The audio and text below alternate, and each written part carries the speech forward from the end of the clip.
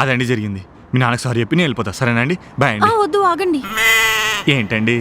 Actually నాది కూడా same problem. మా నాన్న కూడా నాకు పెళ్లి సంబంధాలు చూస్తున్నారు. ఏం చేద్దాం అనుకునే టైంలో కరెక్ట్గా మీరు దేవుళ్ళ దిగొచ్చారు. యాక్చువల్ నేను బస్సులో వచ్చా, మీరు వదిలేసి అదే బస్సులో రిటర్న్ వెళ్ళిపోతా. ప్లీజ్ ఏంటండి మీరు నన్ను బాయ్ ఫ్రెండ్ లాగా యాడ్ చేయమంటారు? మీకు మాట్లాడుతున్నా మామూలుగా తెలియలేదు. నేను మీకు ఇస్తా. డబ్బులా? డబ్బులు కమ్ముడు వేలా కనిపిస్తున్నాను మీకు? అంటే అది డబ్బులు కమ్ముడు వేలా కనిపిస్తున్నాను మీకు? 10 రూపాయలకి వెళ్దాం. ఆయంది 10 రూపాయలకి వెళ్దాం. ఏంటో ఇదేంటమ్మా, ఫ్యాషన్ డిజైనింగ్ కోర్స్ చేయాలి, 2 సంవత్సరాలు టైం కావాలన్నావు, మళ్ళీ లవ్ ఏంటి? అక్కడ రవిగాడేమో ఎంఎస్, ఇక్కడ ఏమో ఫ్యాషన్ కోర్సు. రవియా? రవి ఎవరు? నోటితూలా? రవి ఎవరు? ఇందాక నువ్వే కదా అన్నావు.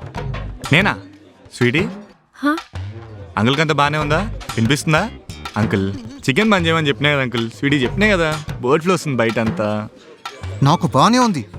ఇంతకీ రవి ఎవరో చెప్పు.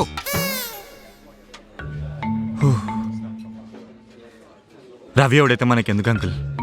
నేను మీకు ఇంపార్టెంట్ విషయం చెప్పాలి.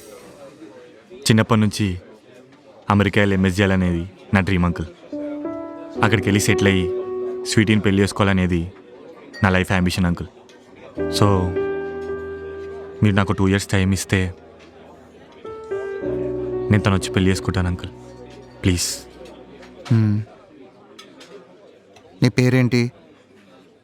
యశ్వంత్ అంకుల్.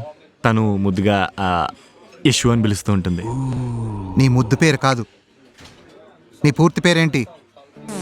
యశ్వంత్ అంకుల్. ఆ లుక్ ఏంటి?